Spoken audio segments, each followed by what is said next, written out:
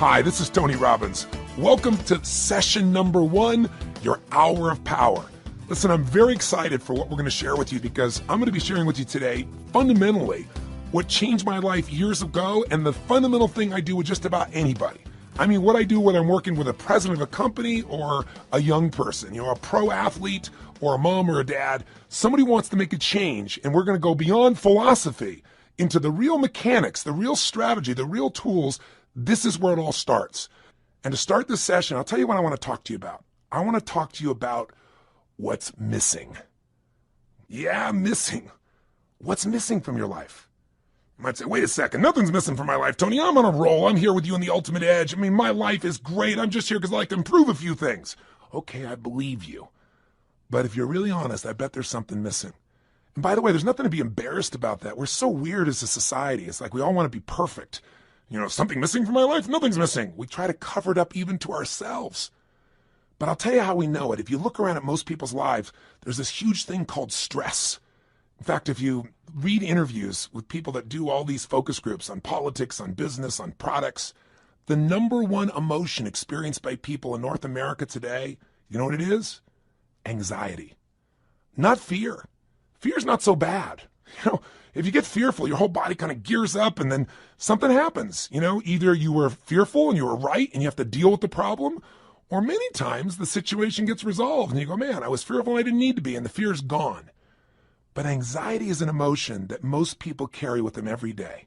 It's that feeling that never goes away. It never ends. It's a feeling that, man, if I don't run home and take care of all those emails and everything else, it's like it just gets piling up. It's more and more and more. It's the feeling that you never completely win, that you can't let go, maybe that you can't even fully allow yourself to enjoy, much less just achieve and succeed. See, the goal of this first session of this hour of power is to get you not just to realize how extraordinary your life is and appreciate what you have, but also to decide on what you want and to make it happen by making the shifts inside yourself that are necessary. But to make that happen, you're going to have to recapture what's missing. Not only what you want and what you need, but if there's one thing missing from most people's life today because of the way we live and technology, it's time. I mean, think about it. Not just time, but time for yourself. Time to actually feel. Time to not just react to the constant stimulus. Time to sit down and dream or decide, this is how I want my life to be. This is what I'm committed to. This is how I'm going to live from this day forward. See, most of us are so caught up in making a living and reacting to the Crackberry or your iPhone or another set of emails or someone who's interrupting you in the middle of a conversation to take an email, on their phone, or the buzzing in your pocket or the stimulus of 1,000 channels. All of this set of triggers, all our normal business demands we have from our families. We want to take care of our families. We want to make a difference in the world and be the strongest we could possibly be. We want to achieve and succeed and be happy. And oh yeah, by the way, we got to deal with terrorism, economies that go up and down. And wow, what happened to that stock market? What happened to that real estate market? Or man, that subprime crisis. Ooh. Or, what's happening in my business? There's all the normal stresses of the environment. And then there's how we've begun to live. And I'm here to say to you that if you will give yourself one gift, if you give yourself the gift a little bit of time to think, to feel, to be, to condition your body and mind to work together, the whole game can change. But if you don't, you can succeed like crazy. You can make it all happen and you can still feel empty. Have you been there? Where you made everybody else feel good and you were a super dad or mom or business person and, it's all there. But you still got stress? And don't get me wrong, I'm not saying you're not going to have stress in your life, but I'm saying there needs to be some time for you. Do you agree with me on this? So if you do that, you can make this psychological shift that changes life, the mental shift, the emotional shift, and the physical shift. Because after all, what are we talking about here when we talk about an extraordinary life? Let's remind you, what creates an extraordinary life no matter what's happening in our life? It's this psychology. And by the way, are you experiencing extraordinary life? Are we living in a world of extraordinary life? Extraordinary resources, yes. But depending on where you live in the world, if you live in the Western world or, quote, the modern world, what you see mostly is stress. I actually live all over the world in 4 different countries. But my primary residence, where I'm from originally, is the U.S. And here in America, we're 5% of the world's population. but we consume 80% of the world's cocaine. I mean, that tells you something's missing. When you got to coke yourself up, drug yourself out, hype yourself up with more caffeine, distract yourself as much as you can with your iPod, your music, anything to just change your state, it's because there's some level of fulfillment that's missing. Don't get me wrong, all those things are wonderful, but they've got to be things that we don't rely on to be alive. Would you agree? You know, kids today are 10 times heavier than they've ever been. And when I say 10 times, I'm not exaggerating by much. We have more obese people in America and frankly in the Western world than any time in human history. We're not exactly starving for food. We're starving for wisdom. We're starving for fulfillment. We're starving for the emotions that we want. And so most of us turn to drugs. And it isn't always a medical drug or even an illicit drug, but rather it's the drug of food. It's the drug of distraction. It's the drug of alcohol or cigarettes or something to be able to just kind of cope with the stress that's in our life. But that doesn't mean we have a better life. It's just a break for a moment.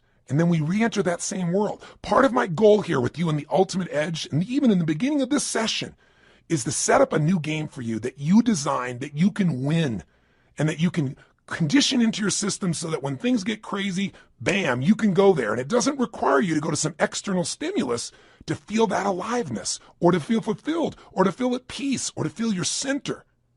So my goal is to get you to develop a couple of simple habits, to make a few simple decisions, to take a couple of actions that will begin to create a momentum for your life that will take you to the point where you will stand tall and say, I love my life. This is what I've always dreamed about.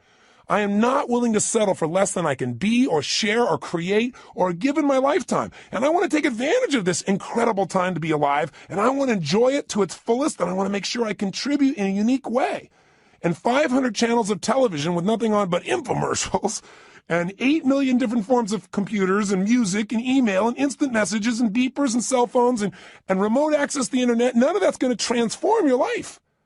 Your life is going to change if you do nothing because life is changing so rapidly around you. Your body's going to change whether you want it to or not as time goes by. Your relationships are going to change. People are going to die. People are going to pass on. People are going to change their beliefs and values. Everything in your life is going to change. You don't have to work at change. Change is automatic. Progress is not. To get the edge, you have to decide that you're going to make progress in your life. You're going to have to decide that you're not going to be one of those people just drawn by the river, and you also can't get off the river and just sit on the side because life keeps moving. You got to step in the river and you got to direct your course by knowing what you want for your life. Now, why don't most people do this? Because most of us are so stressed, we never take time for the thing that's really missing, time for ourselves. I mean, what's really missing is we don't ever contribute to ourselves. We're so busy taking care of our children and worrying about our spouses and our friends and making sure at work we're accomplishing the tasks on time. And the last person who gets taken care of is us. And we live in a society that's supposed to be so selfish, so many people talk about, but the truth of the matter is most of us are working so hard to make sure everybody else is happy that we aren't happy within ourselves. And so I want to talk to you about what's missing. Time for you. I mean, when do we really stop and feel? I mean, really feel, remember who we are and what we're about and what we want from our lives. Most of us never find that time. And so what happens to most of us is since we're constantly in the action of doing, you know, the old phrase, we're not human doings, we're human beings. It's kind of corny, but it's true. We don't take the time to be. And so what occurs is, out of the stress of doing, constantly competing, trying to make sure we achieve, we contribute, and take care of the family, and we make everything happen, most of us to survive look for a way to stop and distract ourselves. And so we drug ourselves. And the drug isn't always regular drugs. We don't call it drugs. We call it food. Because you eat enough of that stuff and load up, guess what happens? All of a sudden you relax. You know, especially if you overeat, all that blood rushes into your stomach, you know, and you start to breathe again. Do you ever notice when you're going, go, go, go, go like this, you're not breathing very much? That creates just a bit of stress. And some people, that's not enough. They get CNN and then they're working on the internet simultaneously and they're getting a conversation on the other side because they figure if they can keep enough things going in their head, they can forget about all the stuff that's stressing them. You know, they don't even care about what's on the television. They don't really care about what they're surfing on the net. They just need an escape. But you know, you'll never escape your way to fulfillment. You'll never escape your way to joy. You'll never escape your way to an extraordinary life. The only way you get that is by deciding what that means to you. What is that extraordinary life? What is that fulfillment? What is it you want? And that's got to be a process that is consistent, not something you do once in a while when you got a birthday with a zero on the end. Not something that you do, at New Year's where you sit down and go, all right, I better look at my life, see how I'm doing. All right, let's make some resolutions that I know I'm going to break within the week. And then I'll check in on them maybe a year from now, next New Year's, and see how I'm doing. That's called recipe for failure. Do you think most people in life are fulfilled? Or are most people in life stressed? Now, let me tell you, stress is a code word for fear. See, when somebody says they're stressed, that's because they don't want to say I'm fearful. You go, no, I'm just stressed. I have all these things to do. Well, why are you stressed about it? Well, if I don't get them done, if you don't get them done, what? Well, then everybody will be upset. Well, what if they are a little upset? Well, well, then I'll have failed. Well, if you fail, what does that mean? Well, you keep on digging. If they fail, they feel like if they failed, then they're worthless. If they're worthless, they won't be loved. Stress comes from making things more important than they really are. And most people in life are spending all their time majoring in minor things. They're putting all their focus, all their energy, all their attention on responding to the reactions of the moment, rather than stopping in that timeless place of who you are and saying, gosh, what is it that I really want today? What do I want to create? Because I got to tell you something. Everything in the outside world, everything around you that you like or dislike, that's stressing you or that you're thrilled about, was first created on the inside. Everything that you're experiencing in your life, your relationship, the way your kids are, your job, your opportunities, it all started with decisions you made in your head. Decisions about what to focus on, decisions about what things were meaning, whether you should be upset about it or whether you should learn from it, whether this is a challenge, an opportunity, or a crisis. And the decision about what you're going to do, these decisions are shaping your life. You got to understand, getting the edge simply means this. 80% of success in anything in life is psychology.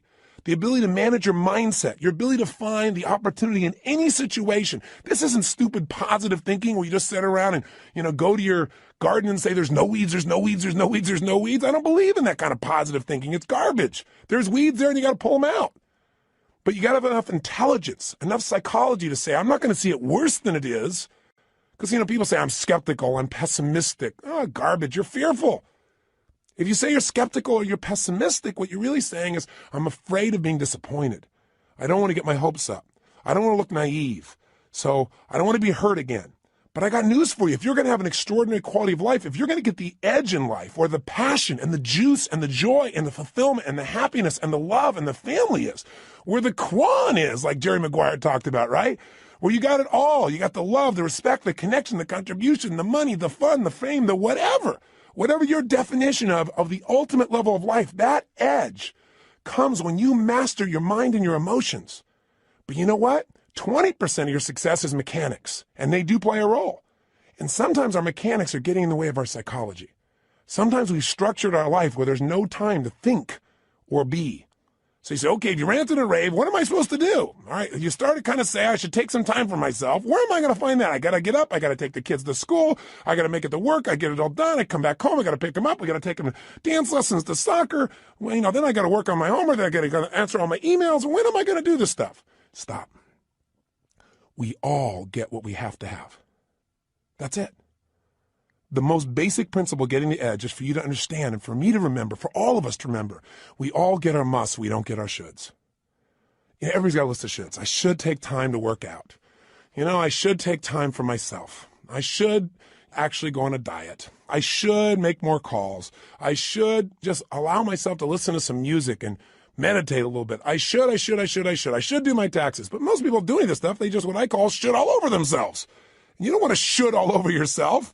Here's what's true. What you must do, what you believe is a must, happens. Right now, you're earning what you must earn and not a dime more. Not what you want to, don't get me wrong. And listen, I know I sound like I'm ranting. That's because I'm a nut. But by being a nut, I've achieved a lot. I've achieved a lot of things in my dreams and goals that have happened because what I am is I'm unreasonable in my expectations. So if I sound unreasonable, it's not to be disrespectful and it's not just a rant. It's because I know I've spent the last 30 years of my life now with more than 3 million people from every walk of life, from presidents of countries to presidents of companies to parents to children, best sports people in the world. I've had the chance to find the difference in people, and the difference is in their unreasonable psychology. That unreasonableness has gotten them to say, this is a must and I will settle for nothing less. And those individuals, whether it's a woman like Rosa Parks on a bus who says, no, I will not move to the back of the bus.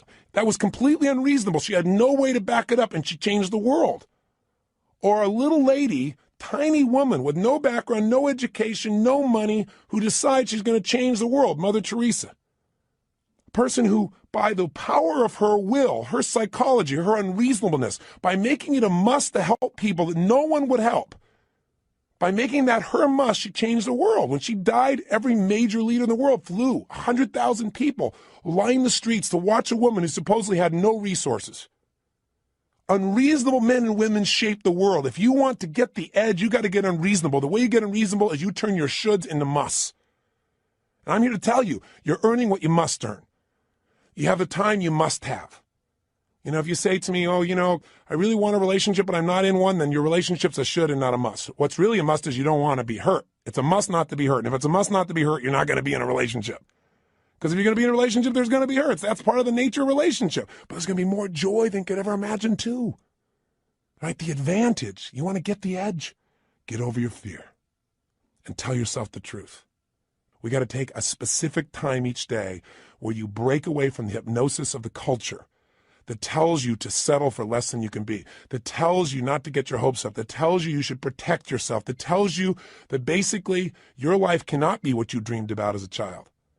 And I'm here to tell you that as long as you buy into the culture, you'll be like the majority of the population who have no advantage and have to settle for a life that really is what I call no man's land, a life where they're not really happy, but they're not unhappy enough to do anything about it, a life where there is no passion and no real drive. Just that sinking feeling that your life does not have a real meaning or a real purpose, but you got to continue.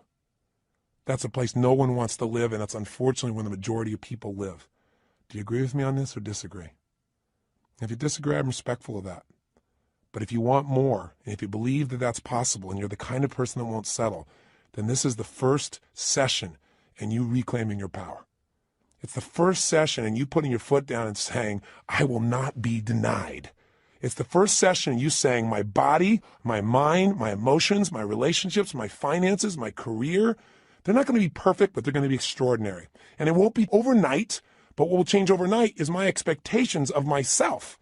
Not my expectations will suddenly be perfect without any work. This is not a little cajoling session to say, I'm going to pump myself up. I'm going to be Stuart Smalley and say, I'm good enough, I'm strong enough, I'm kind enough, and by golly, people like me. No! Some people don't like you. Some people are going to fight to try and keep you from achieving. Some people are going to tell you you're wasting your time. And some people are going to try and trip you up are people that you love. And it's not because they don't love you or they're trying to hurt you. It's they don't want to be left behind. Or they don't want, your success to make them feel inferior, like you're achieving, or even if you're not succeeding, even if you're striving. And they're not. There's contrast in that.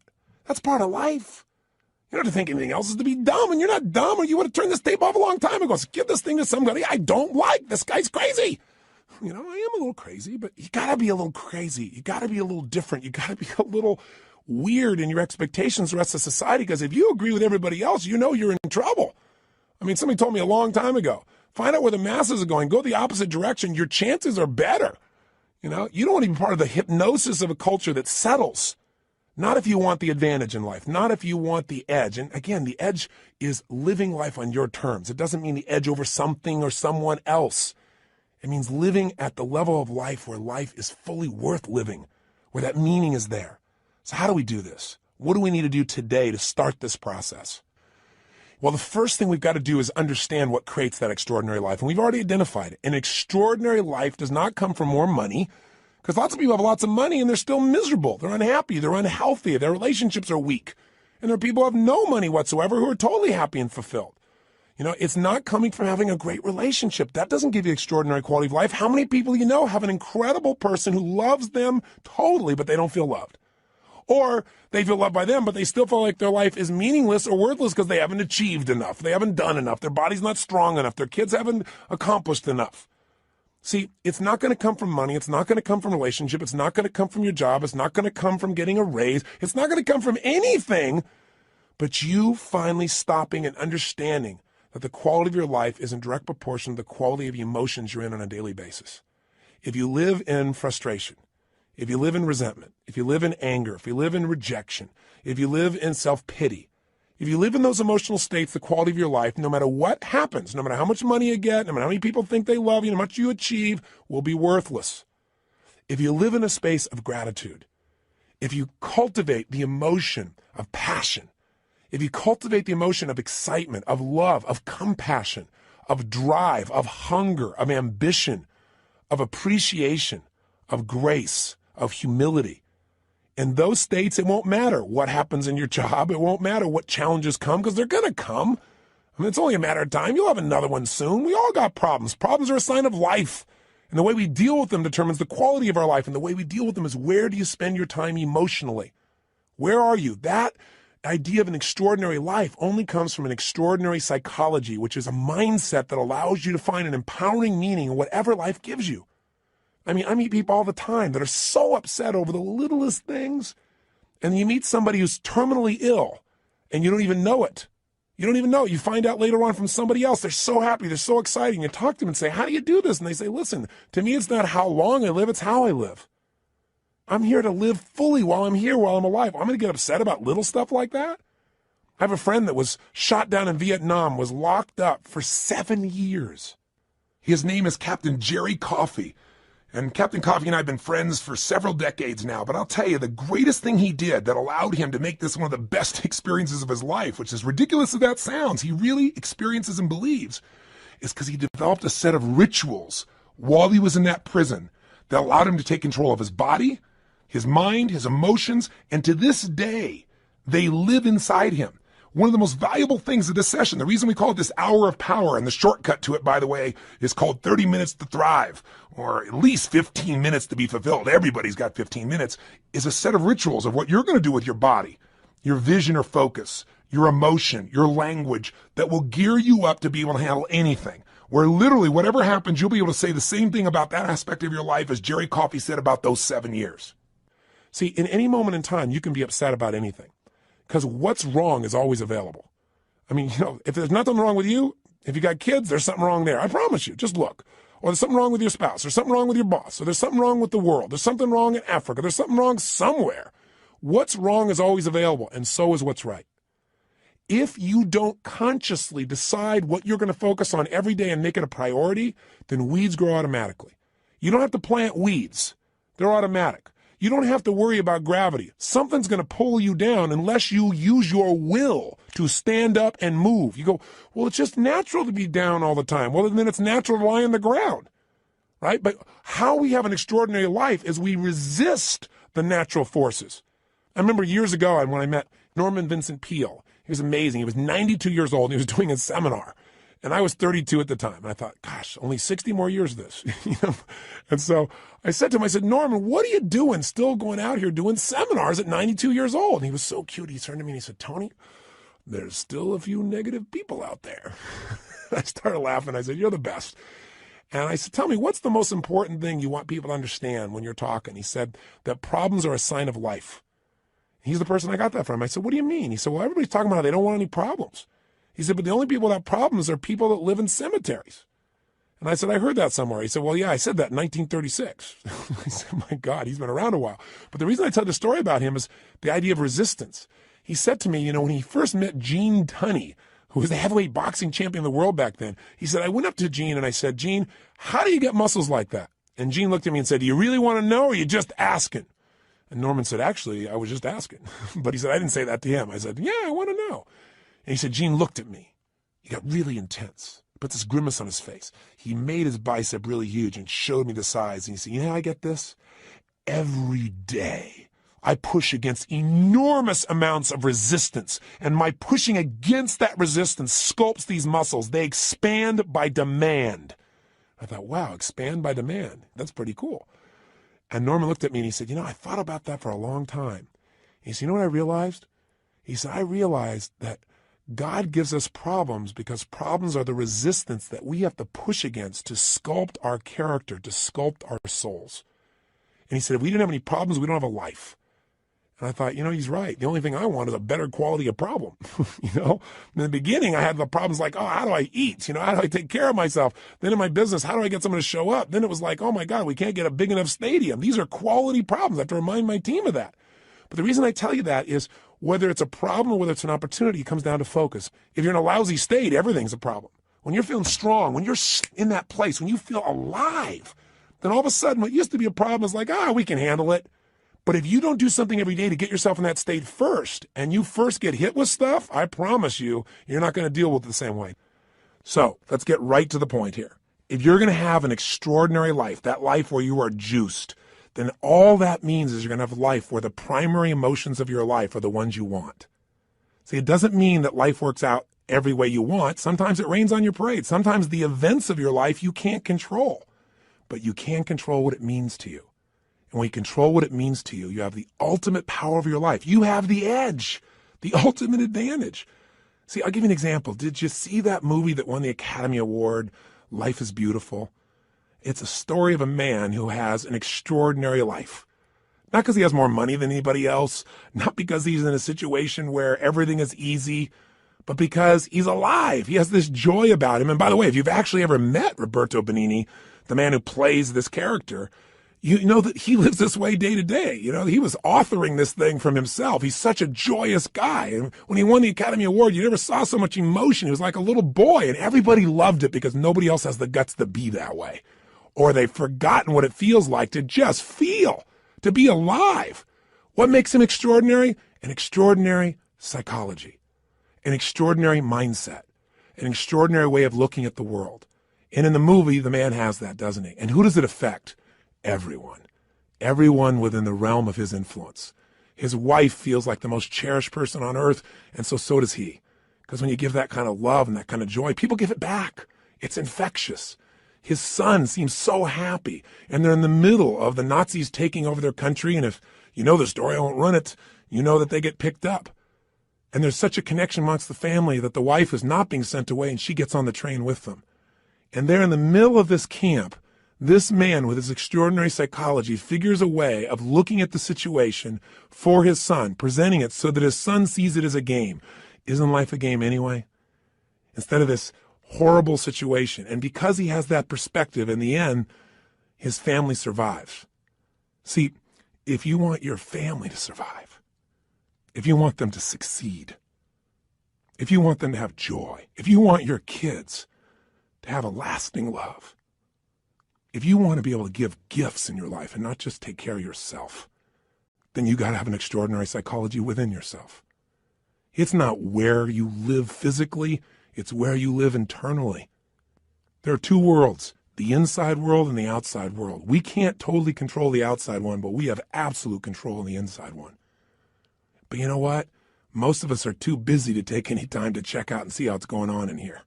Or we just accept it as this is the status quo. This is who I am. This is my life. Or I'll get to it later. Mañana. I got to handle this first. Something else that's not so important. I want to invite you, my friend, to take the time to say, I'm going to have every day an hour of power. Every day I'm going to have at least 30 minutes to thrive. Or 15 minutes to be fulfilled, for God's sakes, where I'm going to take those 15 minutes and I'm going to focus on everything I'm grateful for. I mean, if we're going to have a life, we got to have time. And the time has to have some specific things we do, and one of those is gratitude. If you want to know what's the quality of your life, how much time do you spend in gratitude? How much time are you grateful and appreciative to the point that emotion wells up in you? I'm feeling it now. I'm so grateful to God. I'm so grateful to have the privilege to serve you right now. So if you can get to that state, everything changes. I'll give you an example. If you think about being fearful, when you're fearful, you're not grateful. And everybody's got fears. Fear they're not enough, fear that it won't work out, fear they won't be loved. Everybody's got that at some level unconsciously. We're human. So you can put the fear aside when you're grateful. I don't just mean intellectually, yeah, I'm grateful for this, I'm grateful for that. I mean stopping, thinking, seeing, and feeling. So I'm going to walk you through a system that includes gratitude. Every day of our life, we got to have a vision. Every day of our life, we got to have something that excites us. When people tell me, oh, I'm bored, I'm tired, that thing is boring. No, you're boring because you don't have something that excites you in your life. You haven't come up with a vision. You haven't come something to move towards. We all need something that's going to make us use more of who we are. Our courage, our passion, our joy, face our fears, build our emotional muscles. But you don't build emotional muscles when you do the same thing day after day after day. What you get is a life that's unfulfilling. So we've got to have a vision. So every day I'm going to take you through a simple process that'll get you to expand your vision so you have a compelling future. That thing that makes you want to get up early. There's a reason. You got to have a reason. And, I have friends that have sold their companies. One guy sold his company and made almost $1 billion in cash, about 800 million plus. And, he was so excited for about 2 months, maybe 3. But you know what? After that, there's only so much time you want to sit on the beach by yourself because everybody else is working, and doing something and being productive. There's only so many cocktails you can take. There's only so many, movies you can watch. There's a limit to it. What he needed was a new vision. Anytime you achieve a goal, as you get close to it, you better set up the next one real quick, because otherwise it's kind of like postpartum. You were looking forward to that baby, and now you got him. And sometimes in the middle of the night, you're going, what did I do here? Have you ever had that experience? I got 4 kids. I can relate. I hope you can. But you know what? You also have the experience on the other side of it. It's so wonderful. It's kind of like you got to have a vision for what your life's about now. Without a vision, people perish. And you got to have a daily vision that'll excite you. Otherwise, life becomes mundane. And there's nothing worse than an okay life. I told you, you're not going to have that when we're done here. I promise you, if you get this little habit, you won't have to settle for a mundane life. What people are going to go is, what happened to you? Because there's an excitement in creation. There's not a lot of excitement in maintenance. You have to maintain your body. You got to maintain things, but creating things, that's what God created us for. Gave us the gift to make choices that could create new things, businesses, ideas, families, friends, a garden. And it's available to every one of us. But if you don't got a vision each day, then the day is not going to have much juice, is it? So every day there's got to be a little time for vision. Right? Time for gratitude, time for vision. Every day you got to move. I'll tell you why most people are unhappy. They don't move. Look at our lives today. Most people live in a box, don't they? And then what do? They get up in the morning, have a box cereal breakfast, right? And then they get in their box and they drive. And sure enough, they drive to their box office. They go up a box elevator. They type on a box. They talk on a box. They have a box lunch. They drive their box home. They turn on a box to be entertained. And maybe they just really go for the variety and have a cylinder to try and change their state. Listen, life has got to be about movement. When you move, you're alive. Emotion comes from motion. The more you move, the more you feel. Motion in your voice. For me to have this voice change, I'm changing the way I move. You saw me right now, you think I'm a maniac because I'm moving different ways, but that's how you feel. And by the way, the less you move, the less you feel, the less alive you are. If you're totally rigid, totally inflexible, no movement, this is known as death, right? So if you have emotionally, you're stuck, move. So every day you got to move. Now that can be a simple, gentle form of exercise, but it's something that's got to happen. And by the way, if you want a great relationship with anybody, what do you got to have? Some time with them, don't you? How about you? And not only do you have to have time with them, but maybe have a conversation with them. And most of us got conversations in our head, but we're not directing them. So we're going to show you each day how to have a conversation that you direct, a way of directing your mind, of shaping your mind, of conditioning your mind. It's kind of like going to the gym and just getting in the best shape of your life, but it's the best mental, emotional, spiritual, physical shape. And you don't need me to do it. I don't have to follow you around the rest of your life. This is going to be something you're going to do for yourself. And remember, if you don't do this every day, it's okay. I don't do it every day either. But I'll tell you what I did. I did it for years. I did it for months in a row. The way I shifted myself is I realized I can't do this once in a while. I got to drive it in my body. And I did. The physical change, the focus, the language, until I literally felt it, breathed it, experienced it. I literally drilled and programmed my mind that I would follow through, where I would expect the best, where I would take action without hesitancy. If you're not yet getting the result, come back to this process. If you miss a day, just do it the next day. But I will tell you this, if you do this for the next 30 days, 21 minimum, couple of weeks, absolute minimum, I'm talking at least 15, 20, 30 minutes, you're going to get momentum. You're going to get addicted to this. You're not going to be doing like it's a chore. You're going to look forward to this time with yourself. You're going to come out so vital and strong for your day, or it's the end of the day to get ready for the next one. You're going to love it. And I will tell you, I've talked to people who've done this for years and then they stop for a while. And then something else showed up in their life, and they know exactly where to go to get back on target. They come back to this hour of power. And you don't have to do the full hour. Just do 15 minutes to be fulfilled. Do 7, 8, or 9 minutes where you move your body. You get focused on what you're grateful about. You focus on what you really want. You do some incantations, and you'll be rocking and rolling. And if you do that, you'll get momentum. Pretty soon you go, oh, let me do at least 15 minutes. Oh, man, this is feeling good. Let me go for a half hour. Don't you deserve at least 30 minutes out of your day? Out of 24 hours? An hour out of 24 hours to have the power and the juice and the excitement and the strength be activated in you? Listen, all this stuff's in you. But if we don't focus, if we don't activate it, we're not going to have the power and fulfillment we deserve. But if you do, I'm telling you, life, whatever you've dreamed about creating or shaping or experiencing, it'll be our cartoon compared to the experience you'll actually have of your life or what you'll really create. I know this not only from my own experience, but from millions of other people who do it. This has got to become your baby, your time. Take it, use it, live it. By the way, this is a process you're going to do for yourself. I'll be here for you on this audio program, this Ultimate Edge, but you don't need me. This becomes a ritual you can do on your own. You ever want to kick in the butt or you want some guidance, come back here and I'll be here for you. But this is something you can do for the rest of your life. It's not creating any dependency. This is your life. This is your process, and it'll be your reward. So, how does it work? Well, let's do this first. It's time for you to make some discoveries. So I'm going to ask you, just take a moment. And if you have our journal there, you can do it in a journal. You can do it on a piece of paper. You don't make it rules-driven. Just do it. Don't just do it in your head. I want you to write down all the emotions you experience in an average week. And on one side, write all the good ones. The other side, all the bad ones. Now, when I say bad ones, there really are no bad emotions, but the ones that are painful and you don't like. So all I want you to do is write them down. And when you write them down, try not to edit them. Don't try and say, well, just do it this way. If you experience this emotion on a consistent basis, doesn't mean every day, but at least once a week, write it down.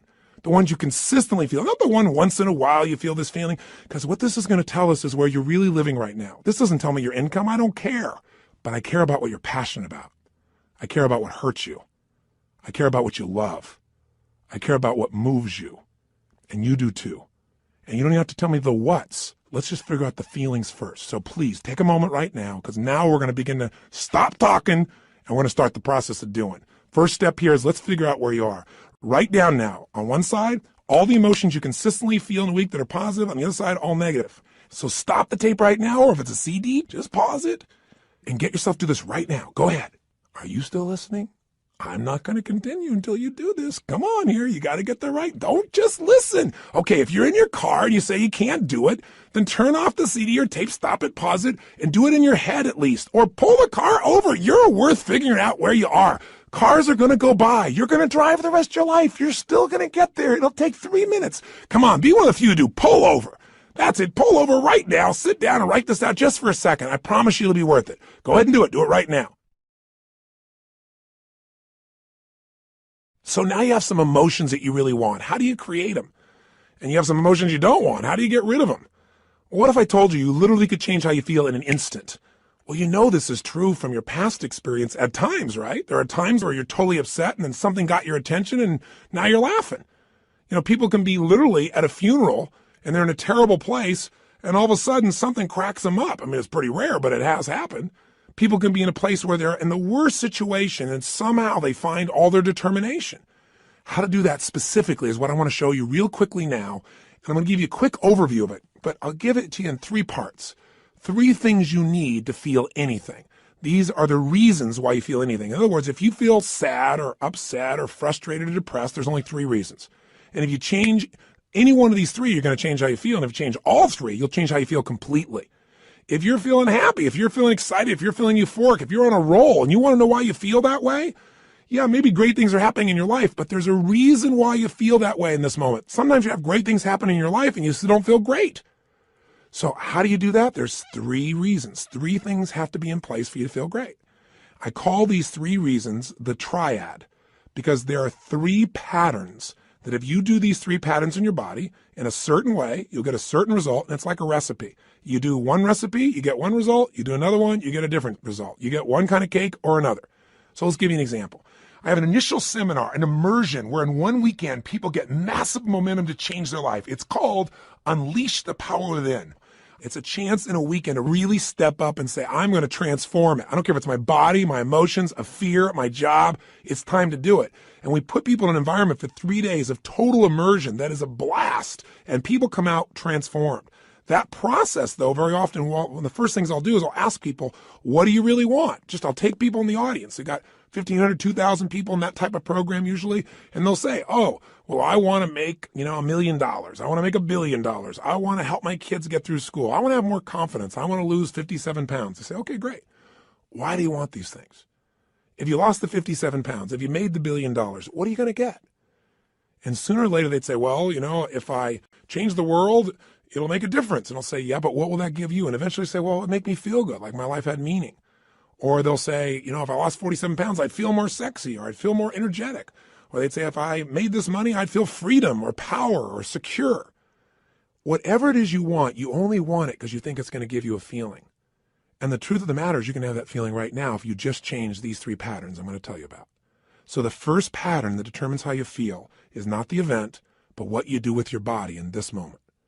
Right now, you're feeling, whatever you're feeling right now as you're listening to me, is related first to how you're using your body. If you're slumped over, if you've not been using it, if you're tired, you probably feel different than if you're listening to me walking right now as an example. Now, I'll give you a more specific example. If I were to tell you that there was a depressed person behind curtain number 1 over here, and for a $100,000 donation to your favorite charity, if you could describe them physically without seeing them, I bet you could do it, couldn't you? What's their posture like? Say it or think it at least. You can say it. No one's going to hear it. You're probably in the car. You're walking. People talk on phones all the time. They don't know what's going on. Speak to me. Seriously, what's their body like? First, their posture's probably what? Slumped. Where are their eyes? Down. Where's their head? Down. What's their breathing like? Full or shallow? Of course it's shallow. Their facial expression, up and tight or slack? You know it's slack. Now, how come you know all these things without me telling you? Because you've practiced this stuff before, haven't you? We all have if we've ever experienced this. Now, if you do this with your body, I don't care who we are. If you do these things to your body, you're going to feel lousy. You're going to feel depressed.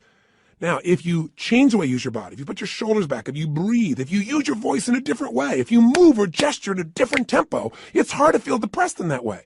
In fact, there was a research study that was done early in my career that was done at UC Berkeley. And they did something that sounded insane.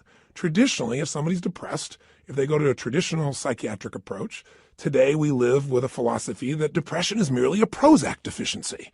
That we live in this world today that if things aren't working out, let's not resolve what's going on inside you. Let's just drug you. It's called better living through chemistry. Yeah, just drug you and keep on going. We do the same thing with kids today. We got this attention deficit disorder. They've now upgraded it to ADHD, attention deficit hyperactive disorder.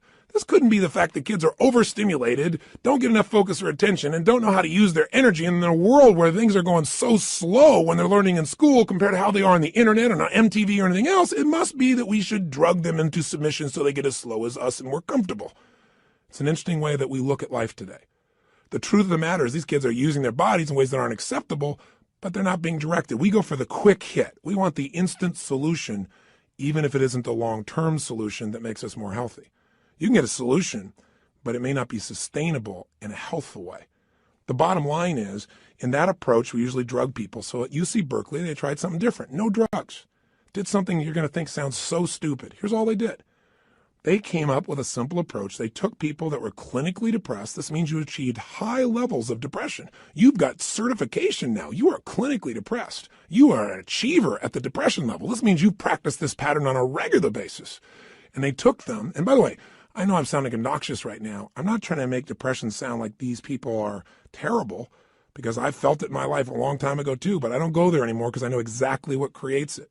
And I want to break the pattern of us thinking we're not in control. So please understand where I'm really coming from. But the point is, here's what they did. They had people come for 4 weeks, stand in front of this mirror that has 3 parts to it, and do one silly thing. Grin from ear to ear. And they had to make them smile for no good reason for 20 minutes. Now, when they're doing this, they had a grin so big that they created crow's feet on the side of the eyes. You know, that little set of lines you're smiling so big? Now, interesting, they keep their shoulders back while they're doing this and breathe fully. You go, dumb idea. But what happened? Not a single person was able to remain depressed, including a woman who claimed that she was depressed even while she slept, which is one heck of an accomplishment. And you know what's interesting? At the end of these 20 days, many of them had no need for medication anymore, and that's all they changed. Only one part of what we call their triad. Just the physical part. That's how powerful it is. See, if you rise up, if you move up, if you use your body in a totally different way, you're going to feel different. Emotion is created by motion. See, we have 80 muscles in our face. How many of them are you using consciously? Are you doing anything different with your body so you can feel different? Or do you do the same things so you feel the same things? You look at your list you have written down there. That list represents a few patterns that you do in your body on a regular basis and you don't even think about it. And whenever you do it, you're going to feel it. Some make you feel good when you do that. Some make you feel bad. By the way, when you think about a movement, to breathe, you got to move. To sing, you got to move. To speak. If I start talking like this, I'm moving organs in my body in a different way than if I start speaking more like this. And I said, hi, I'm Tony Robbins, and I'm going to share with you now how to have an extraordinary life during the next 7,000 hours of this program. You go, turn this guy off quick. There's got to be some combination of energy there, and that energy comes because I'm not sitting in a chair here. I don't have a script in front of me. I'm looking at this microphone. I'm visualizing your face, and I'm trying to think what I can give you that I know will make a difference based on 25 years of experience. And I'm telling you, the number one thing is change the way you move. Change the way you use your body, and you'll change the way you feel now. Instantly. I don't care how bad you felt if you change it. Now, if you just change it for a second and you move your hands up for a moment, you make a little minor change, you'll get a minor change in feeling. But if you make a radical change, if you go, yes, I'm doing this now, I'm sick of this, I promise you're going to feel different if you go, I don't know what to do. I know this sounds so stupid, but it works. And you know what? The best study of life is what works, even if it's simple. It's nice to have things simple. Why do we have to make it so hard to feel good? Here's the second part of the triad. The second part is the pattern of focus and belief, and they relate to one another. See, whatever you focus on, you're going to feel whether it's true or not. Have you ever had an experience where somebody did something, or you thought somebody did something? Even better example. You heard, you thought, and you thought they did it to take advantage of you. And as you focused on that, you got angry or sad or hurt. And then later on, you found out you were dead wrong, that either they never did it, it wasn't true, or that wasn't their intent, and you felt bad about it, or you felt embarrassed. How can that be? Because whatever we focus on, we feel, whether it's true or not. Focus equals feeling, just like the way you move affects your feeling. See, right now, if I said to you, what are you juiced about in your life? What could you be excited about? If you really wanted to be excited in your life right now, what could you be excited about? Or what are you proud of? Or what could you be proud of if you wanted to be proud? Or who in your life do you really love? Who loves you? Think about it for a moment. Who do you really love? Who loves you? By the way, how does that feel when you focus on or you think about someone you love? See, whatever you focus on, you're going to feel. Focus equals reality to the individual, even though it's not reality in actuality. I'll say that again. Focus equals reality to the individual, even though it's not reality in actuality. That's a complicated way of saying whatever you focus on, you're going to feel, whether it's true or not, because your brain doesn't know the difference between something you vividly imagine, that's called focus on, or something you actually experience. It's very powerful. If you use this to your advantage, it means something very simple. How fast can you change how you feel? As fast as you change your focus. As fast as you change the way you move. See, right now, if you're focused on something that's really upsetting or something you're worried about or something you're fearful about, you're going to feel those feelings. If you focus on something you're really grateful for, you're going to feel a totally different set of feelings. See, you are in control and you can change your feelings in an instant. The problem is we don't believe we can change that fast. And the second problem is we have patterns of doing this, don't we? We tend to, on a regular basis, focus on what overwhelms us or focus on what we're upset with in our spouse or focus on why we failed in the past. And if you keep focusing on things where you didn't succeed, guess what? You're going to feel like a failure. And when you feel like a failure, you're not going to take action to make things better. You can't build on the past that doesn't work. But you can also focus on what you want, on what you want to create. You can focus on the solution. Hey, when you got a problem, everybody's got problems.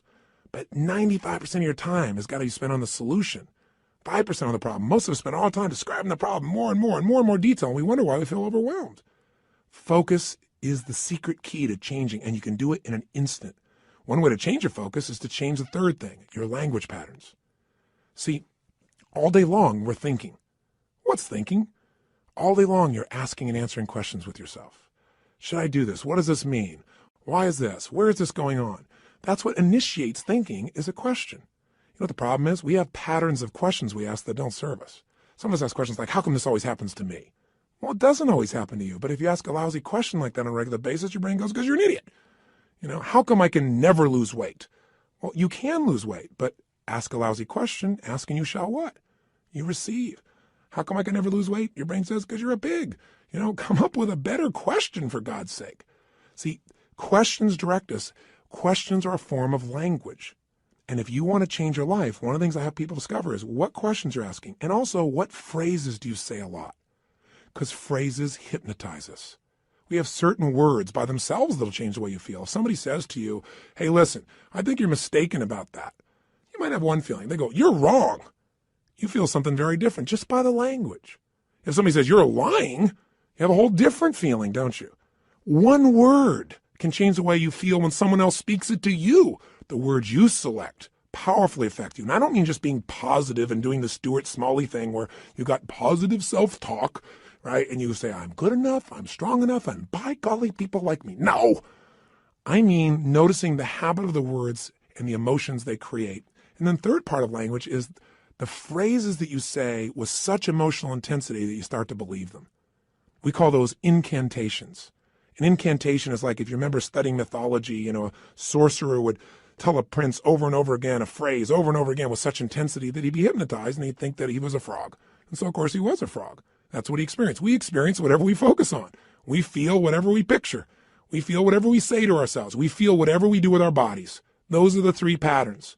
If you change those three patterns, any one of the three, you're going to change how you feel. If you change all three, you're going to radically change how you feel. If you change the pattern of how you use your body, if you change the pattern of what you focus on daily, which, by the way, I'm going to show you a technique for doing today that could change your life. Very simple. If you change the pattern of what you say to yourself with the emotional intensity you say it, you're going to change the pattern of how you feel. Now that means you could pick any feeling you want and say, if I want to feel that way, what do I do with my body? When I'm in that state, how do I move? How do I speak? What do I do? Let me try it. When I'm feeling that good, what do I focus on? What do I really focus on?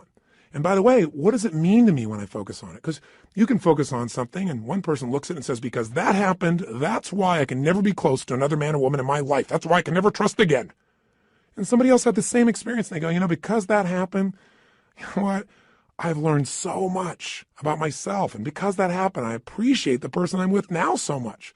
You can't have a foreground without a background, right? That's the secret to life. We have absolute choice. We have absolute control about how we feel, and whatever feelings we put in our lives on a regular basis will determine the quality of our lives. So you can have frustration, anger, upset, overwhelm, insecurity. You can be fearful. You can live in a state of guilt, worry, whatever, or you can live in a place called passion, joy, thankfulness, gratefulness, connection, love, wonder.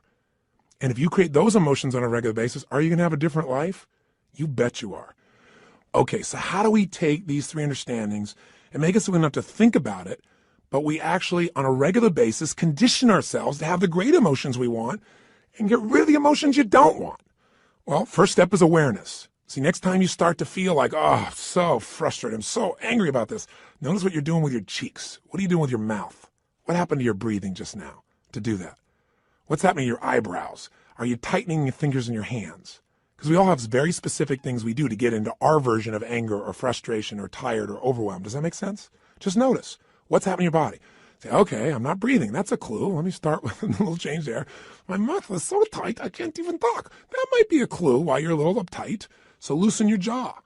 Second thing, okay, what am I focusing on? I'm focusing on how, this isn't working. Now, to help you understand the belief part, ask yourself, in order to feel this way, what would I have to believe? In order to be frustrated, what would I have to believe? I have to believe that it should be better than it is, and it's not, and it's not working. Well, maybe it isn't working, but is that going to help you to focus on it isn't working? Let's focus on what we can do. Or if you say, I feel like it's hopeless because in order to feel hopeless, I have to believe that there's nothing I can do. Is that really true? Is there's nothing you can do? Or are you just caught up in a state? Are you just caught up in a pattern? See, if you ask yourself, what do I have to believe to feel this way? It'll help you to break that part of the triad because you'll start to say, that isn't really even true. All right, so that'll help you there. Third part of awareness is to say, okay, what am I saying to myself?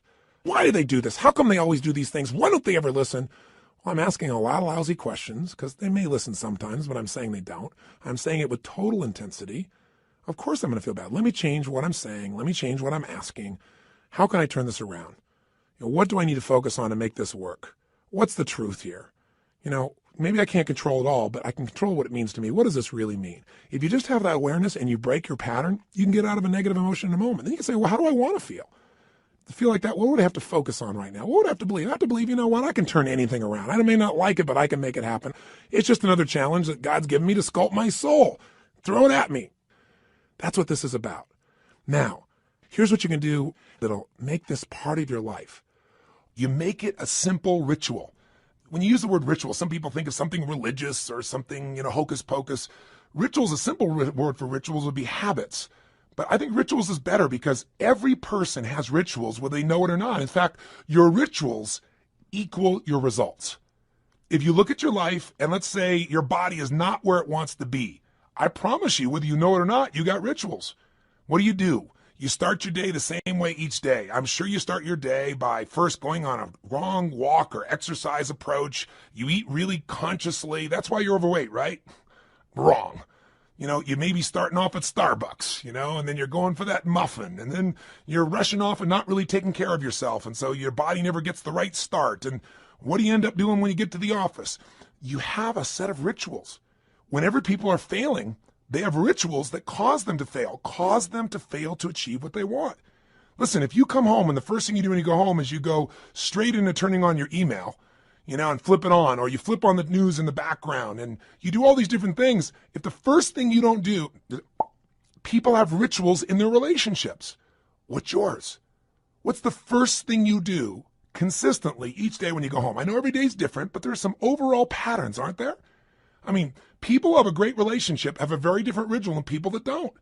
There may be people that love each other, but there's no passion because what's the first thing they do? Their ritual is come home, hey, honey, a little kiss on the cheek, and then boom, go straight and turn on the email. Or boom, go and turn on the news or something in the background. Or say, I got to go take a break right now. They don't connect. They don't have some ritualistic way to connect that produces energy and excitement or playfulness or fun. You meet a couple that are really in love, they have fun things. The first thing I do, and I'm not saying we're the ideal, but this is the weird thing we do. I come home, the first thing happens, the door closed, I go, Lucy, because I remember as a kid watching Lucy and Arnaz, and sure enough, I love Lucy. My wife is a crazy mofo. My wife is a crazy nut, right? That's why we're made for each other. And, it creates a different tone, a different energy. And then oftentimes we do different things, but all of a sudden I'll say, where are you? And she'll hide. Or she'll come running at me, we haven't seen each other for years, playfully, we hug and twirl. We do this stuff all the time. I mean, I'm making this up. People go to my personal assistant very often, and the most common question she tells Sage and I is, I've seen them in the seminars, I've seen this environment. I mean, they're not like that really all the time, are they? I mean, that's how bad our society's become, because most people's rituals do not produce playfulness. They don't produce passion. They don't produce sensuality or teasing or flirting. It happens with somebody at work, but maybe not with the person you're in love with at home. See, rituals shape your life. So what this is about is discovering a set of rituals that'll make you stronger for every area of your life. But I want this also to become kind of a trigger for you to say, okay, if I'm not thrilled with a certain part of my life, what's my ritual in that area of my life? What are my financial rituals? Is it avoidance? Do I really get focused on it? Do I pay attention to it? Because if it's not working, you got the wrong ritual. Find someone who's succeeding and find out what they do differently and do that, and your life will change. That's the essence that we're starting with. So we're going to give you a simple, fundamental ritual we call the hour of power, or 30 minutes to thrive, because everybody's got 30 minutes, or at least 15 minutes to be fulfilled. So what does it look like? Here's what it is simply. At the end of the session, there's another CD you can actually take with you on a walk. You can go and make this process happen, and I'll guide you through it in case you forget how this works, but it's pretty simple. It has 3 parts. Here's what you're going to do. The first step is that you want to make sure that the moment you wake up in the morning, there's no hesitancy to get up. So you start to train your body, which is training your mind. Remember, your body and mind are linked. Whatever you do with your body, it's going to affect your mind. You want to train your body to jump out of bed immediately with energy, without hesitancy, and to start moving. Because remember, emotion comes from motion. We've got to move. Now, ideally, you would exercise in the morning. There's a lot of reasons to do that because of all the times. And by the way, I'm a night person, so I understand if you go morning, I ain't jumping out of bed in the morning. I turn on around midnight or 1 in the morning, and sometimes I don't go to bed to 4 or 5. So what I'm talking about, you can adapt, but just hear me out. The ideal time to work out is in the morning, because if you exercise in the morning, you turn on your metabolism and you have it for the whole day. If you don't exercise, you get no metabolism and you just keep gaining fat, and your body loses its strength and you lose muscle every single year, especially as you age. But if you can train yourself to do that in the morning as the first thing, even if you have to get up earlier or go to bed slightly earlier or just take 1 hour less sleep or 30 minutes less sleep or 15 minutes less sleep, if you can do that in the morning, you turn on the metabolism, but you also turn on your emotions. Movement and breath are the first phase. So what you're going to do, have your shoes beside your bed. And if you've got somebody to do this with, it's even better. I mean, if you got your lover and the first thing you do is get up in the morning and you can spend time walking with them, that's great. But you get up and you physically move. You go for a walk anywhere. You get outside. You get out of the house. You move immediately. Now, walking doesn't sound very dynamic and you may want to run, but you walk first to start warming up your body, warming up your metabolism. And as you're walking, there's a pattern of breathing that when you do it, it will stimulate your body to cleanse itself, and it'll start to move everything you need. And the ratio of breath is you're inhaling 4 breaths in a row, so it's, and then you're exhaling 4 in a row. As you're doing this, you're actually going to be tapping fingers. You'll be doing this same pattern again and again.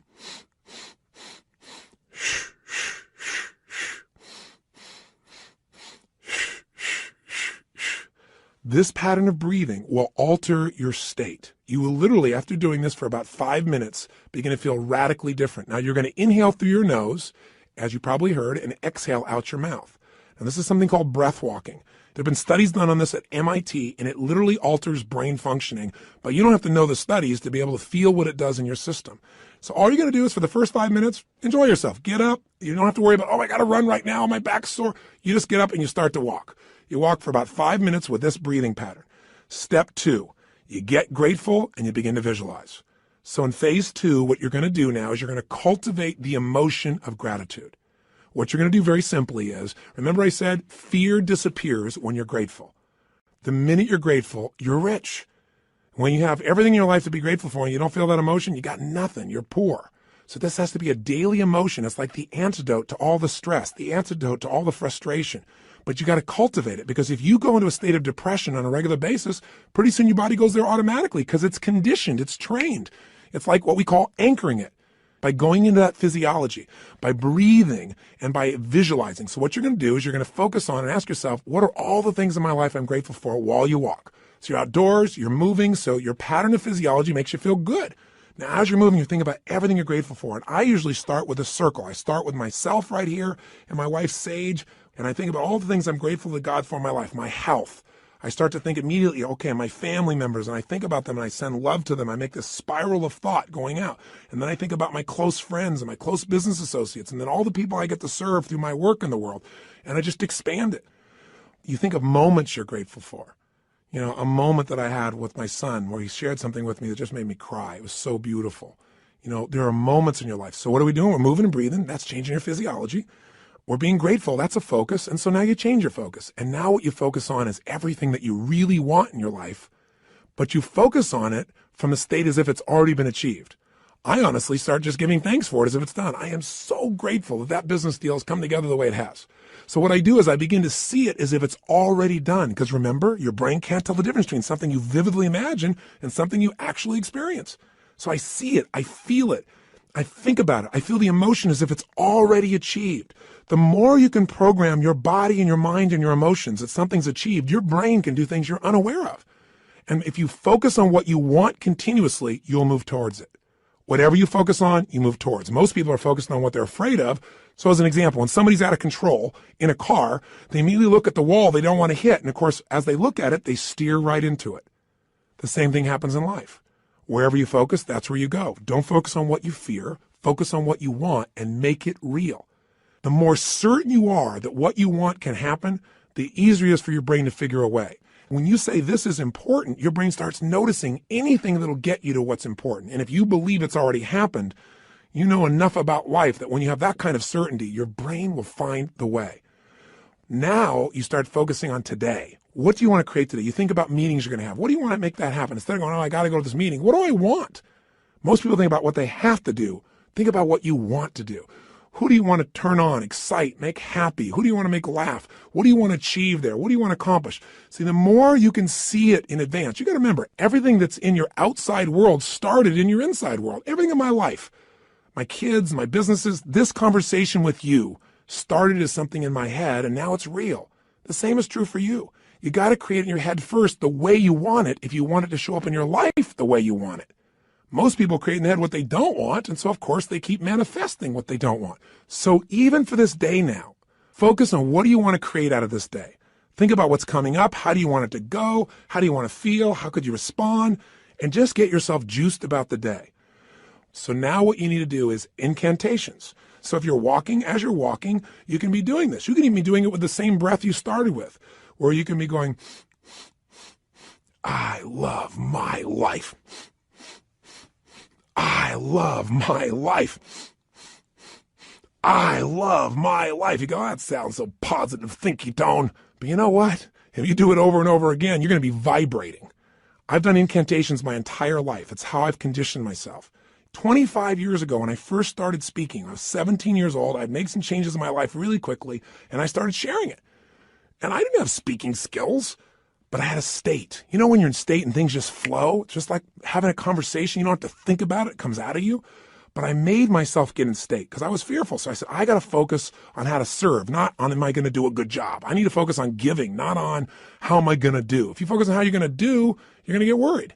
So I created an incantation, and I've done it for 25 years before I go on stage every single time. If anyone's been backstage, they'll see what I do. I make a big change in my body, take an explosive breath, shh, and I do this thing I call a power move that stimulates my body so I'm at the strongest state I can be. Second thing I do is I do my incantation. And what I do is I say this. I say, I now command my subconscious mind to direct me in helping as many people as possible today to better their lives by giving me the strength, the emotion, the persuasion, the humor, the brevity, whatever it takes to show these people and get these people to change their life now. And I do it again and again and again. Now I can do it once today, and I'm there because I used to do this literally for 45 minutes driving someplace. I'm driving my old Volkswagen Bug. And I'm supposed to do this speech to share with people how they can do these things. Or I'm supposed to meet this person one-on-one. And I would literally chant this out loud. Now, why do you do it out loud? Because if you go in your head, that doesn't affect you. Speaking engages your physiology. And when you speak with certainty and intensity, it conditions you. So the bottom line is you do this while you walk. So if you're conscious about this, you can do it under your breath, like I said. You can do it in a breathing pattern. You can do something simplistic like, every day and every way I'm getting stronger and stronger. As you're jogging, as you're walking, every day and every way I'm getting stronger and stronger. Some old phrase from an old book from years ago.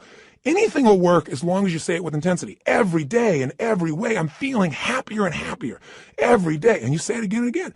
And what you'll actually get is a rhythm. I'll tell you what incantations do in case this sounds stupid to you. Maybe it'll help. Have you ever made the fatal mistake of going to Disneyland and getting on a ride called It's a Small World After All? If you have, you know the power of incantations, because what's stuck in your head for the next 3 weeks? That song in 37 languages, right? Or if you hear a song and you get it in your head and you can't get it out, and it goes on and on and on. Well, this is a way to get the right idea in your head and condition it, but not just the idea, the feeling. So now what you need to do is exercise, ideally 20 minutes, no less than 15, 30 even better. And if you can do 45 minutes, that's wonderful. And that's how you get to the hour. And so at the end of this hour of power, you want to celebrate. You want to say, my God, I got myself to do this thing that set me up for victory. Now, you won't have to work at celebrating, I promise you. You'll feel so good, you'll be vibrating, especially if you did the incantations. Now, this process, you might say, well, I'm not going to run 5 times a week. And you don't have to. You can just go on a walk. And you can do this process, this hour of power of focus, and you can spend 10 minutes on gratitude, 10 minutes on visualizing, 10 minutes on what you want to have happen today, and do it in 30 minutes. This is your freedom. But I can tell you, if you'll give yourself an hour, where 15 or 20 of those minutes are based on these 3 things: massive changes in your physiology that make you feel great, massive changes in your focus that make you focus specifically on gratitude and specifically on what you want to have happen and feeling like it's already been achieved, and then massive changes where you push your body to be stronger and you make some incantations, you say some phrases over and over, at least 5 or 10 minutes of it, you will have conditioned your mind, your body, your emotions, and your spirit will soar. And now you will deal with problems radically differently. There won't be problems, there'll be challenges for you. And more importantly, you'll be excited to connect with people. You'll be excited about your projects. You will affect people around you in a different way because you will have an extraordinary psychology. Now, by the way, these fundamental rituals, they really come down once again to doing something to change your body, something to change your focus, something to change your language. And where did I come up with this? Well, the biggest changes of my entire life have always been engaging those 3 forces. I mean, I've called it the triad then, or the hour of power, but these are the things that changed me.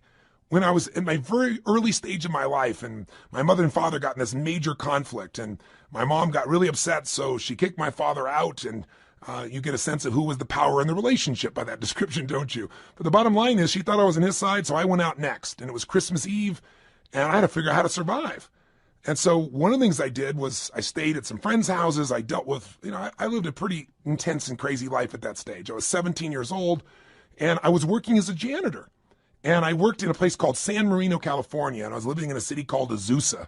I was still in high school, and I would literally take buses to be able to get to this place in San Marino. I worked with two banks, Security Pacific Bank and Lloyd's.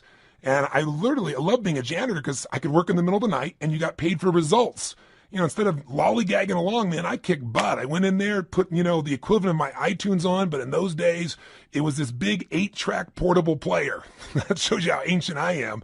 But I carried it around from room to room, and man, I just kicked butt. And I got through that thing, they gave me 6 hours to do, and I think I used to do it, if I remember right, like in 3.5 or 4. But it took hours to get there, hours to get back. Not just one bus, but I had to make connections on them. So long story short, I'm doing this, I'm not getting much sleep and getting up in the morning, going to school, and I'm burning out, but I'm still sticking with it. And I'm upset with my mom because I feel like she is not listening to me. And frankly, this is not an attack on my mom. Thank God she did this. This made me so strong. At the time, I hated her guts, honestly. But, she was pushing me in ways I didn't really realize at the time. You don't always understand as a kid. I just had my own story about it. But all I knew was I was trying to survive. And the bottom line of the story, and the reason I'm telling you this in terms of rituals is this. I'd finish maybe 1:30, 1 o'clock in the morning, and then I'd get out there and I'd jump on that late night bus and start the long journey home. Well, interestingly enough, on this night, I get out there, I'm waiting for the bus, and I'm going, I know I didn't miss it. And I kept my eye out on it because, I couldn't afford to miss the bus. It's the only bus till morning or, I don't know when, hours and hours later. I never discovered that, but I knew I had to be on that bus. And nothing came. An hour went by and nothing came. An hour and a half went by. Now I don't know the real time. I can't remember honestly, but somewhere around 2:30, 3 in the morning, and I'm freaking out. And so sure enough, guess what? Somebody comes by and goes, "Hey kid, what are you doing?" And I said, "What are you talking about?" This man, he said, "The buses aren't coming," because I was sitting on the bench. He said, "There's a bus strike." So what do you do? I didn't have any friends with cars. I couldn't, quote, call home and get a lift. So I finally thought, I got to get home. And I started walking. I thought, at this pace of walking, I am never going to get there. So inside of me, something just snapped. Something got mad. Something got intense. And what I started to do is started to jog. I thought, I can't jog all this way home. And then something inside of me went, you're going to find the way. You're going to find the way. And I started doing these incantations. In those days, I'd just started reading these books on programming my mind, some of those old basic books. And I started, as I was jogging, going, every day in every way, I'm getting stronger and stronger. Every day in every way, I'm getting stronger and stronger. And then after doing this over and over again, it became like an addiction. You ever had one of those songs get stuck in your head? Did you ever make that fatal mistake of going to Disneyland and riding on that ride called It's a Small World After All? And then that song is stuck in your head for like next 3 weeks in 167 languages. Well, this can happen in a positive way. This incantation, I kept changing. I'm getting healthier and healthier. I'm getting stronger and stronger. Honestly, I think in the very beginning I went, I'm going to show her. I'm going to show her. It was anger initially, honestly. I'm going to show my mom she can't stop me kind of thing. And then it converted into joy. I ran from San Marino to Azusa. How long is that accurately? I can't tell you to the exact mile, but it's roughly 12 miles. I'd never run 3 miles in my life. But I want to tell you something. At the end of that run, I never felt stronger in my entire life. I felt like I could storm through anything. Nothing was going to stop me. And that created a whole new momentum in my life. And what was it? Physiology, focus, and language at the most intense level. And literally to this day, when I have faced things in my life over the last 20, 30 years, I can pull back up that moment, that experience without even thinking about it. It almost gave me, it's like it made that fundamental muscle. Now, after that time in my life started to take off. And eventually, obviously, mended things with my mom and my family, and everything became beautiful. And equally importantly, I grew as a man. I wasn't a stupid boy who was just focused on himself. I really started to shift how I could contribute, how I could grow, how I could make a difference. And in a short period of time, at a very young age, here I was, a very successful young man. I was written up in newspapers and magazines. My nickname was Wonder Boy.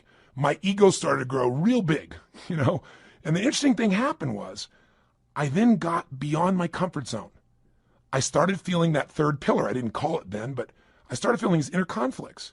I mentioned this when I talked to you a little bit in that first session on decisions and destiny, but I found myself in a place where I was making a lot of money. And I grew up very poor. And I had this blueprint, this mindset that said, man, I've gone through, 3 divorces with my mom. I've seen these men come and go. All of those arguments were based on financial stress. That's the story I had in my head. Obviously, it was more than that. They had conflicts in their values and their beliefs, but I simplified it to that. So I thought, man, if I can earn enough money, I can make everybody happy. Love will be there. It's not what happened. I went back and started hanging out with my friends, and all of a sudden they started like, yeah, you got money now. And I had all this judgment. I was never doing it for money. I was doing it because I wanted to make a difference, and I wanted to have some financial freedom too. So you know what I started doing? I started to sabotage myself. I didn't do it consciously. I did it unconsciously. Started not showing up for key meetings, started showing up late, started snapping at people. And I'm a loving guy, and I'd feel bad about it. And then I'd apologize to the person, but then I'd go do it again. It was like unconsciously. I wanted to get back to where I knew everybody would be okay with me. They'd be okay if I was successful, but not too financially successful.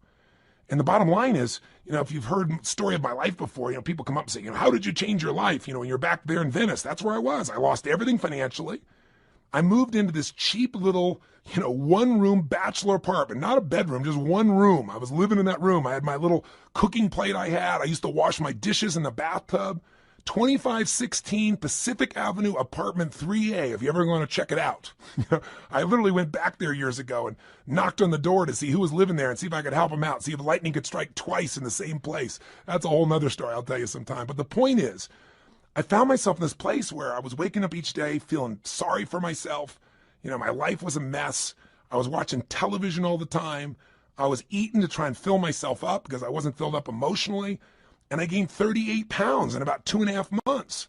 And again, that's not easy to do. So, what did I do? I kept eating and just not moving as much as possible. But what changed me was a series of events, one in particular, but a series of them that really made me feel humiliated, made me look at my life and say, man, somewhere inside of me, I know I'm more than what I'm demonstrating mentally and emotionally and physically and financially and spiritually. And the day that all snapped for me, the way I changed it was with the same ritual. I didn't think about it consciously. I just went, look, I got this big gut. I got no energy. I feel like I got no control over my life. So I decided I was going to go on a run. Now, going on a run is not something I'd done for several years at that point, at least a year and a half. And I had this big gut. And so I put on in those days what used to be known as a Walkman. Don't know if you're ancient enough to remember those as well. You can see how I was moved from 8 tracks all the way into the Walkman, this giant little device with a headphone. And I remember I played some music from a group called Heart. Do you remember them? They had a song called Barracuda. And I got on that beach and I ran as hard as I could humanly run until I felt like I was going to spit up blood, and I kept on doing it. I didn't know what I was doing at the time, but you know what I was doing. I was making a big change in my physiology. And I used the music to put myself in a peak state of focus. And when I was done, I took out this journal. I wrote a line down the middle of the page. And on one side, I wrote everything I was committed to having in my life. Everything. And the other side, I wrote everything I'm committed to not having in my life, which is most of how I was living. The relationship I was in, the way I was living physically, the way I was financially.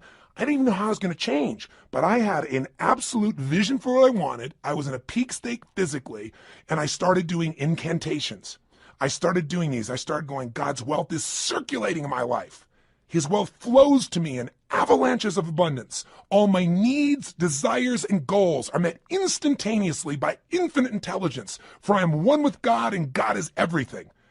I remember it so vividly. I'm not looking at some script right now.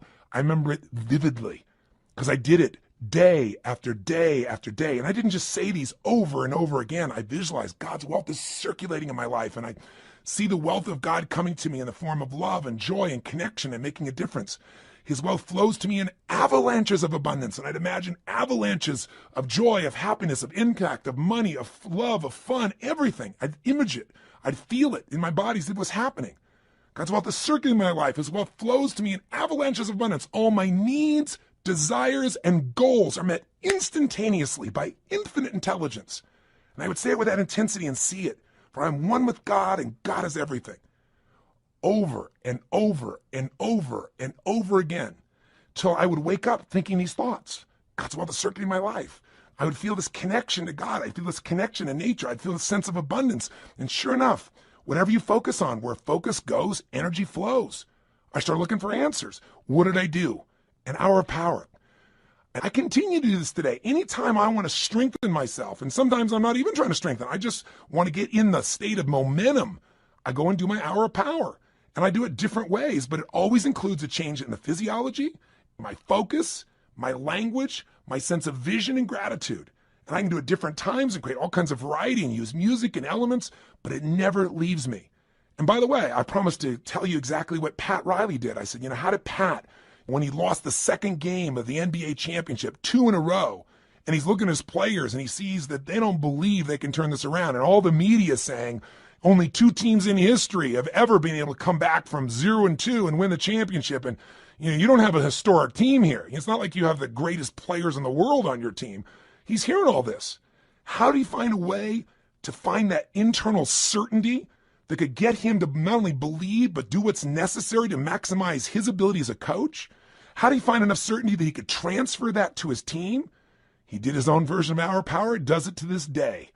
Pat's way of doing it is he gets a little walk going, and then he does these yoga-like postures that cause him to make this radical change in the way that he's sitting, moving, breathing, and focusing. And then he starts to get visions. He starts to meditate, and he gets a vision for what he's really after, not what he's afraid of, what he wants. He asks quality questions that give him quality answers. And then, of course, he has his incantations for himself and for his team. They have a theme that they repeat again and again and again until it literally gets in their nervous system. One of Pat's most fundamental belief systems that he uses as an incantation with his teams as long as he was a coach was simply this: we are the best conditioned, strongest, toughest, most disliked team in the league. Because he wanted to be so strong that they could face anything. And all these guys get that in their body day after day after day. But it was in one of these sessions that he got the insight to say, we are winning. He got the vision. We're going to win 12 days from today.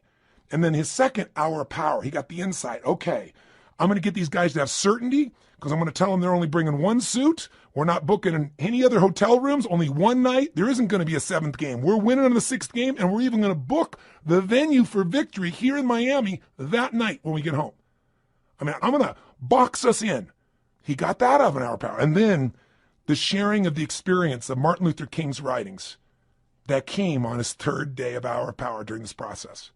You want insights? If you want an extraordinary body, it takes a ritual, doesn't it? A ritual of diet or a ritual of exercise. If you want an extraordinary emotion and spirit, it takes rituals. One of those that you might want to add to this hour of power is prayer. If you believe in prayer, this is it. And this is a form of it. Maybe the greatest prayer is not asking for things, but saying, thank you. Thank you, Lord. Getting in that place on a daily basis for no less than 15 minutes to fulfillment, and ideally the hour of power will change your life more than anything else. And if you did it for 6 months, your life will never be the same. Because all the research shows that if you even exercise for 6 months, you'll exercise for the rest of your life because it becomes physically addictive to you. If you get away from it, you'll feel pulled to do it. All you got to do right now is give it a week or 10 days. Do this with me for 10 days, and I promise you, you're going to get some momentum. And by the way, if you want to guarantee success, do it for 30. This process works. All you got to do is give yourself the gift of a little bit of time each day. Are you going to do it? Are you going to follow through? You bet you are. And I'll be with you each step of the way. Now, I know this audio session is much longer than any other than a workshop, because I really wanted to hopefully engage you. My goal was to do everything I could to get you to give yourself what you deserve and to tell you the 3 things that you got to take control of and to remind you of the fundamentals that your life is nothing but your emotions. If you get the right emotions, you'll work out. If you're determined, you'll work out. You can change a state that fast, but you got to get the habit. Are you sold? I hope so, because the sale is for you. It's not for me. It's for you to create what you want long term. If you will do this, and you'll even do it 4 days a week, if you'll just get a habit that you'll commit to and not break, your pride will soar. Because when you just discipline yourself a tiny bit, and by the way, this doesn't feel like discipline, it feels like joy when you do it. But if you discipline yourself just a little bit, you get a positive habit you've consciously created, it spills over into all the areas of your life. So thank you for listening. And what I want you to do is, tomorrow I want you to go do this first thing in the morning. I want you to start out your day by doing this hour of power, or this 30 minutes to thrive, or these 15 minutes of fulfillment. Just do it. And by the way, if this sounds complex and I've overloaded you because it's been a long session, don't worry. I'll walk you through it fresh as we do it, but make sure you get started. The hardest part is the first step. The hardest part to get is momentum. So my friend, I plead with you. Give yourself this gift each day. I mean, this is really one of the most important decisions of your life. And I hope my crazy, outrageous approach pushed you in the right direction and didn't push you away. I hope somehow I found my way into your heart or your intellect or whatever part of you we've got to reach to push the button that launches your life to the next level, to the level it deserves to be. So this is the beginning of a brand new journey. And I'm really grateful that you've allowed me to be your coach in this first part of the process. I think we can make immense progress. So let's start taking real action. Let's not just talk a good game, you and I. Let's do it. Just get your butt out there, because once you get out there, you'll get out there again and again. You'll get that momentum. It'll take over, and the best of you will start showing up every day. And when the best of you shows up every day, you're going to start appreciating yourself, and so will everybody else. So today, look around you. Keep your eyes open for magic moments. They're all around. And be sure, if nothing else today, you live with passion today and every day.